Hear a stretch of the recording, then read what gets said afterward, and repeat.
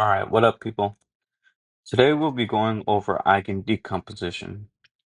The whole premise of eigen-decomposition is, suppose you have this n by n matrix right here, and you want to decompose that matrix into these two other terms, this capital Q and this capital gamma. Now, in future videos, we'll be discussing the importance of eigen-decomposition. But for now, let's talk about why do we care about eigen-decomposition? So in future videos, we'll be talking about linear time invariant systems. Linear meaning superposition and scaling are satisfied. Invariant meaning the dynamics are independent of start time. So you have this LTI system that is defined by this dynamic equation. And the solution to this dynamic equation is expressed by this equation right here. The issue is how how how do you determine the matrix exponential of a matrix? Well, you use eigen-decomposition. All right. So the whole premise of eigen-decomposition is based off of this relationship that we see right here.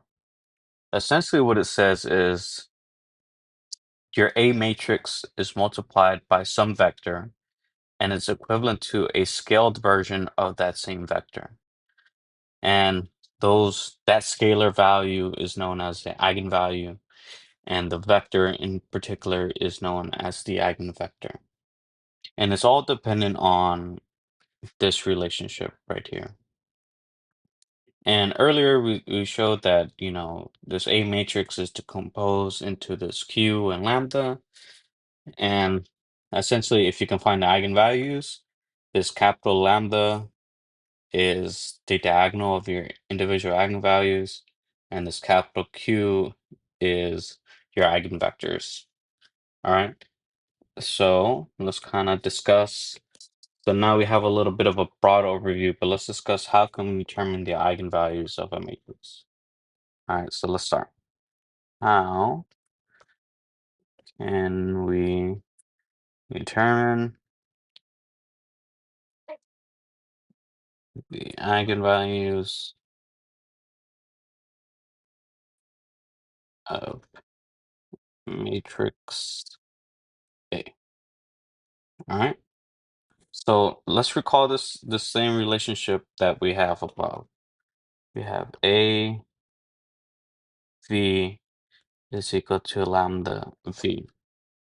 All right, let's move all terms to one side, and you get A V minus lambda V is equal to 0. These two terms have the V in common, so we can factor it out. So now we have A minus lambda. This is a bit tricky, but it's multiplied by the identity matrix. V is equal to 0. Now, in order to determine, well, obviously, if you set V equal to 0, the whole left side will be equal to 0. But that is known as the trivial solution. But we're interested when this guy is equal to 0. But when does that equal to 0? So if we take the determinant of A minus lambda I and set that equal to 0, this is known as the characteristic polynomial of matrix A. All right. And so this characteristic polynomial has special, you know, importance, and we'll discuss that later on in future videos. But for now, we'll say the roots of the determinant of A minus lambda I are the eigenvalues of matrix A. All right. So the roots of this characteristic polynomials are the eigenvalues of matrix A. All right. So let's do an example of this. So let's consider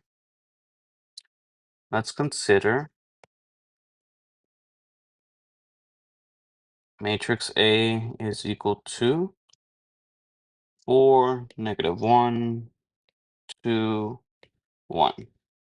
All right. Now remember the determinant of A minus lambda I, let's say is equal to 0, are the eigenvalues of matrix A. All right. So remember, this is also known as a characteristic polynomial. What happened? All right. So let's say it's equal to a determinant of 4 minus 1, 4 minus 1, 2, 1, minus, and then you have lambda I. So then you have lambda 0, 0, lambda, right? And then we go on. So we have determinant 4 minus lambda, 2, 1 minus lambda, -1, right? And then we can we know how to do the determinant of a 2 by 2 matrix. So it'll be 4 minus lambda, 1 minus lambda, minus -1 times 2.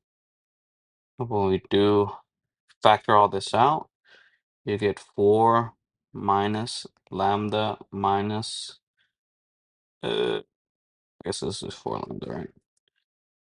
Minus lambda plus lambda squared plus 2. And this is equal to lambda squared minus 5 lambda plus 6. Now, if you remember from your college algebra or your algebra 2 days, we can factor this out, and you get lambda, what is it, minus 3? Minus 3 lambda minus 2. All this is equal to 0. So then you have lambda is equal to the set of 2 and 3. So these guys are the eigenvalues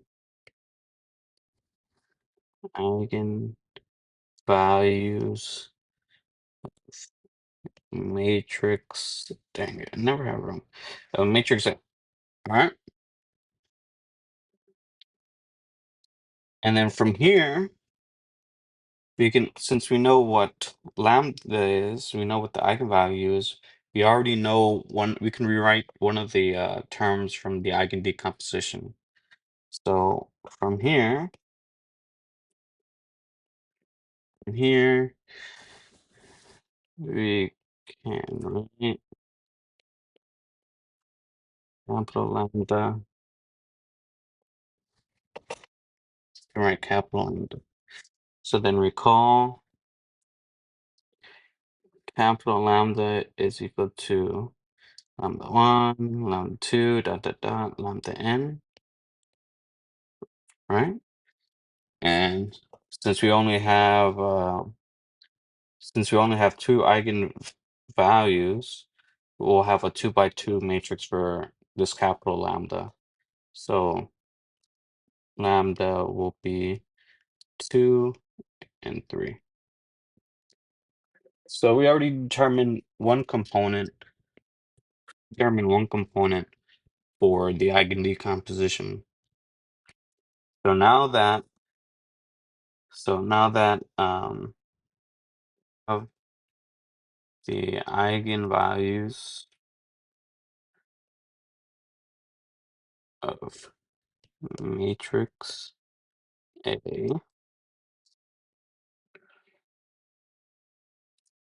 we can determine we can determine the eigenvectors of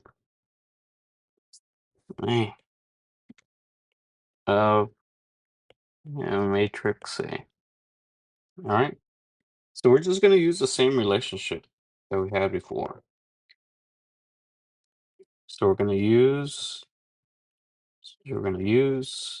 A minus lambda I v is equal to 0. So we're going to use this relationship, but we're going to plug in lambda one at a time to determine what the eigenvector is for that individual eigenvalue. So each eigenvalue will have its own eigenvector. So let's write that down. Let's start one eigenvalue at a time. But before that, I want to kind of go back to this guy real quick. It doesn't matter if you were to rearrange this and have the 3 on top and the 2 on bottom. But convention usually says least to greatest. But the order that you put your eigenvalues in determines the order how your Q matrix follows. We'll talk about that in a bit. But let's go back. So we're going to start off with one eigenvalue. And we'll start off with the first one. So we'll say the first eigenvalue is equal to 2. So we're going to use this relationship of A minus lambda I v is equal to 0, right? So if you go back from before, you have 4 minus lambda 1, 2, negative 1, 1 minus lambda 1. And then we're going to say that our eigen vector components are v1 and v2. And this is equal to 0. And remember that this guy comes from this guy over here, okay? Just take the determinant term off. All right, so once we plug in lambda 1, what do we get? You get 4 minus 2, negative 1, 2, 1 minus 2, v1, v2 is equal to 0. And then what do you get here? 2, negative 1, 2, negative 1, v1, v2 is equal to 0. Now, I want you to notice that row 1 and row 2 are the same, meaning they're linearly dependent. So the eigenvector itself will be based off ratios. All right, so let me write that down. Notice that row 1 is equal to row 2. Therefore, this matrix of A minus lambda 1I is linearly dependent. And then the eigenvector values are dependent on ratios. Okay, so what does that mean? So let's look at the first row. Well, the first row is equal to the second row. So by looking at one, you're also looking at the other. But let's write it down. So you have 2 v1 minus 2. Oh, I guess one. Yeah, 2 times v1 and then negative 1 times v2. So minus v2 is equal to 0. So therefore, we can write that 2v1 is equal to v2. And then we can write, we can substitute these values. You can substitute these values back into our initial vector. So let's call our first eigenvector, capital V1 is V1, V2, right? And for now, let's just say that V1 is V1, and in this case, V2 is equal to 2V1. So it's equal to 2V1. Both these have V1 in common, so we can factor out 2. We can factor out V1, and then we have 1, 2 at the bottom, V1. So you can choose any value that you want for V1, but what's important that is that the ratio between this top component of this vector and the bottom component of the vector is 1 to 2. And usually what you see is they usually typically want the unit norm of the vector, but this is fine for now. So we're gonna say that our first, let's write it down. So 4 lambda 1 is equal to 2. So for our eigenvalue of value 2, our eigenvector is equal to 1, 2. All right. So this is our eigenvector for this particular eigenvalue. Now let's do for the second eigenvalue. Now, so let's determine the eigenvector for lambda 2 is equal to 3. So we're going to follow the same procedure as before. So you have A minus lambda 2I B is equal to 0, right? Okay, so now you have 4 minus lambda 2, 2, negative 1, 1 minus lambda 2. All right, you plug in, and then what you get? Let's see, you get 1, 2, negative 1, 1 minus 3, negative 2. Yeah, I guess you gotta put the V right here.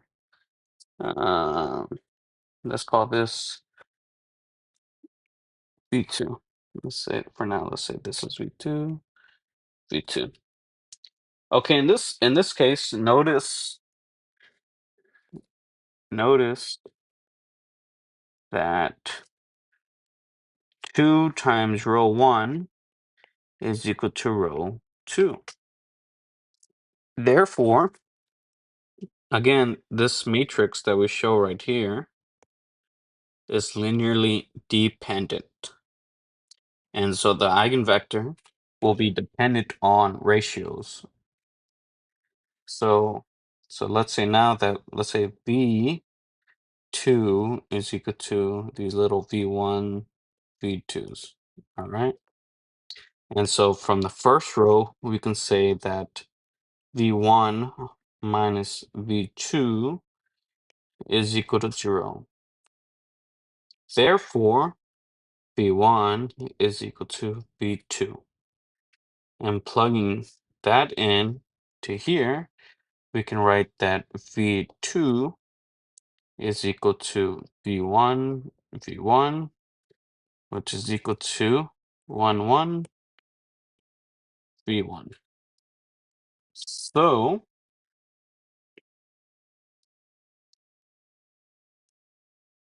yeah, all right. So, about me. So, given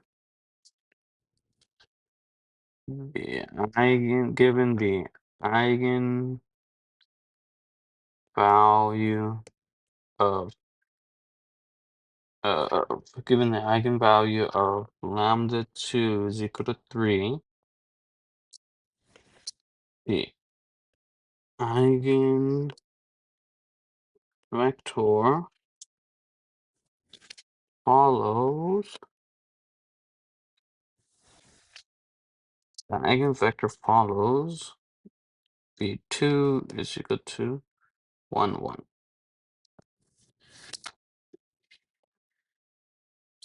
All right, so let's put all that together. So remember, let's just write that down. All right, so let's say for lambda 1 is equal to 2, the eigenvector for that follows 1, 2. For the eigenvector, the second eigenvalue of 3, the eigenvector follows 1, 1. Now, remember from earlier, we defined Q, this capital Q, all the way up here. This capital Q is the columns of the eigenvectors. And then this capital gamma is the diagonal of the eigenvalues. So if lambda follows 2, 3, Q is equal to 1, 2, 1, 1, which is equal to 2. All right. But something I want you to notice, let's say if we were to rearrange the values of the eigenvalues such that um, lambda 3, it was 3, 2, right? Then Q would have to be V2, V1, which would be equal to 1, 1, 1, 2. So both of these are right. It all just matters what your preference is, but traditionally you stack the eigenvalues diagonally from least to greatest. Okay, so let's kind of check our work for a bit. So for now, we'll be using these guys as our eigenvalues and eigenvectors. But just remember that you can also rearrange them. But if you do, you have to rearrange your eigenvectors too. Okay, so remember for the eigen-decomposition, for the eigen-decom, oh man, the decomposition to work,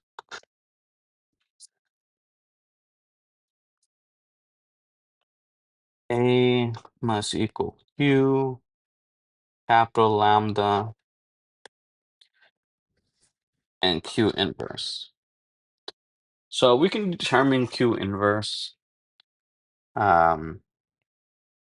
So typically how I do it is Q times Q inverse has to equal the identity matrix, right?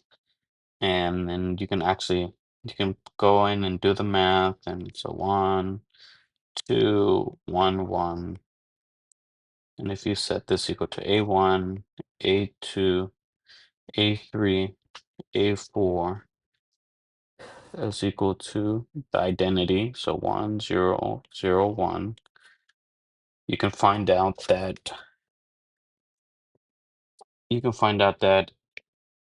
A1 is equal to -1, A3 is equal to 2, A2 is equal to 1, A4 is equal to -1.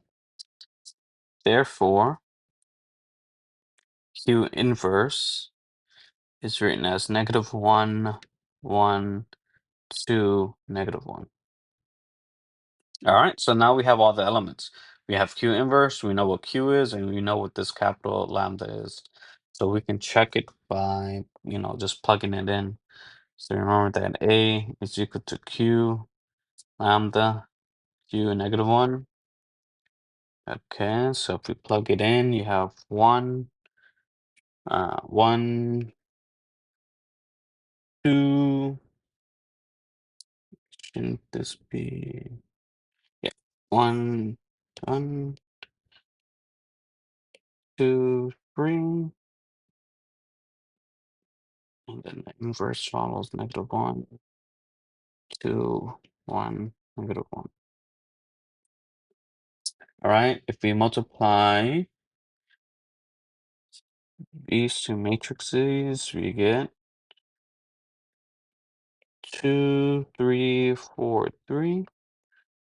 And if you multiply that by this guy over here, -1, 1, 2, -1, you will end up with 4, -1, 2, 1, which is our initial A matrix. All right, so let's summarize all this stuff. All right? So in summary, in summary, the purpose of Eigen-Decomposition is to rewrite matrix A as the following. All right, where the diagonal of this capital lambda are the eigenvalues of matrix A,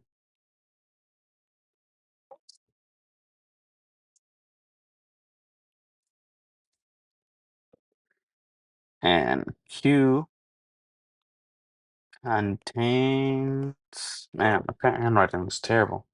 And Q contains the set of corresponding eigenvectors.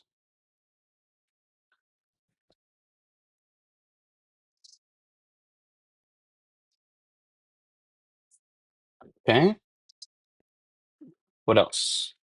Remember that the whole premise of eigendecomposition is based off the following relationship. This is the premise of eigendecomposition, is the based off this relationship, and that the determinant of A minus lambda I is known as the characteristic polynomial, and the roots of the determinant of A minus lambda I are the what? Are the eigenvalues of matrix A. Of a matrix A. Okay.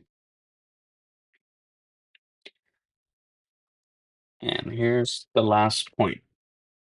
Once the eigenvalues are determined, you can determine the eigenvectors by plugging. Oh, let me write this. All right, so once the eigenvalues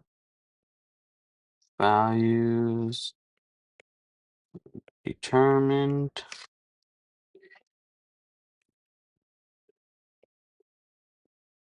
plug each eigenvalue into A minus lambda I b is equal to 0, one value at a time, time to determine the corresponding eigenvector. Dang it. Corresponding eigenvector. All right. And then what else? Okay. And there are special cases. There are special cases.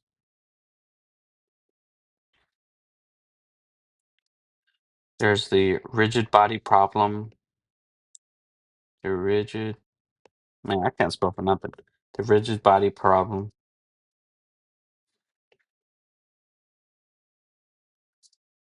And typically you see this whenever the determinant of A is equal to 0, meaning you probably have an eigenvalue that's equal to 0. Another special case is when you have repeated roots, meaning you have the same eigenvalues multiple times. And then you have Jordan blocks. Jordan blocks. And we're not talking about Michael. And so Jordan blocks are, you know, a bit complicated, but they follow the same premise. So let's see. Do I want to review this one more time? Let's see. All right, look, guys, it's simple. You have eigen-decomposition. The whole purpose of eigen-decomposition is you want to decompose your initial matrix into eigenvalues and eigenvectors. This initial matrix, this capital lambda, contains the set of eigenvalues in its diagonals. And the same order that you put in the eigenvalues is the same order that you're going to put in your eigenvectors. All right, and you see that here. Yeah, once you find the roots based off the characteristic polynomial, those are your eigenvalues, and then you plug in your eigenvalues into this equation one at a time to get your eigenvectors. And then we went over an example, a simple 2 by 2, but you could also do this for bigger matrices. Okay, eigenvectors, right there, blah, blah, blah. All right, once you know your eigenvectors, you can determine what Q is, and we did some algebra to figure out what Q inverse is. We checked it. We said that Q lambda Q inverse, we saw that it's equal to A, and then we went over the summary. And so hopefully in future videos, we can do some MATLAB examples of programming this. Maybe you're not too comfortable in doing the algebra. And in future videos, we'll go over some control theory, seeing other avenues in which eigen-decomposition is important. But yeah, that's it. That's all I have for today, guys, and I'll catch you on the next one.